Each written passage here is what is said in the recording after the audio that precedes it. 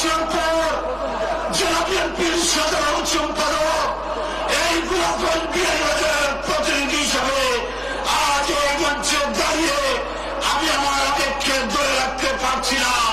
আমি সত্যি আবেগাপ্লুত। এই 22টি বছরে আমাদের উপর দিয়ে জিয়া পরিবারের উপর দিয়ে অনেক নির্যাতন গেছে। Next level, well done, side by side, free. বাংলাদেশের সর্বোচ্চ নির্যাতনের ইতিহাস এই জিয়া পরিবারের। সেই পরিবারের একজন সমর্থক হয়ে আমি নিজেকে গর্বিত মনে করছি। বন্ধুরা আমার, প্রিয় ভাইরা, আমার গোলাপগঞ্জ বিয়ানীবাজারে অনেক প্রার্থী ছিলেন। আমরা এখন ঐক্যবদ্ধ হয়ে গেছি।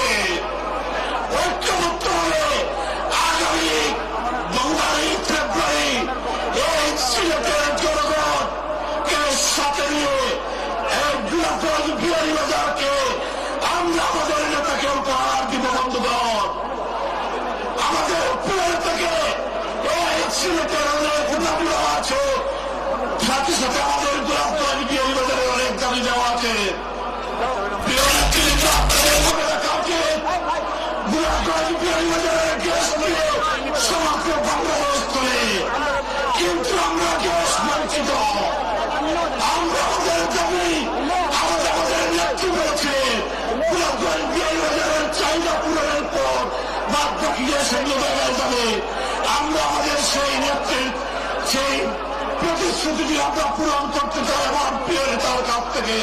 ইনশাল্লাহ আমি জানি আমার নেতা গোলাপগঞ্জ বিয়ানীবাজারবাসীকে ভালোবাসে, উনি সেই ভালোবাসার প্রতিদান পেতে দেবে। কারণ বিয়ানীবাজারের কিছু সন্তান যুক্তরাজ্য বিএনপির সভাপতি জনতা কমরুদ্দিন সাহেব যুক্তরাজ্যে আমাদের প্রিয় নেতাকে আগিয়ে রেখেছেন, সেটার জন্য আমরা গর্ববোধ করি আমার প্রিয় নেতার কাছে। আমাদের প্রিয় বোন ডাক্তার জুনায়দুর রহমান, তাকে জন্য আমরা সিলেটের 19টি আসন ইনশাআল্লাহ আমরা উপহার দিব। বন্ধুগণ,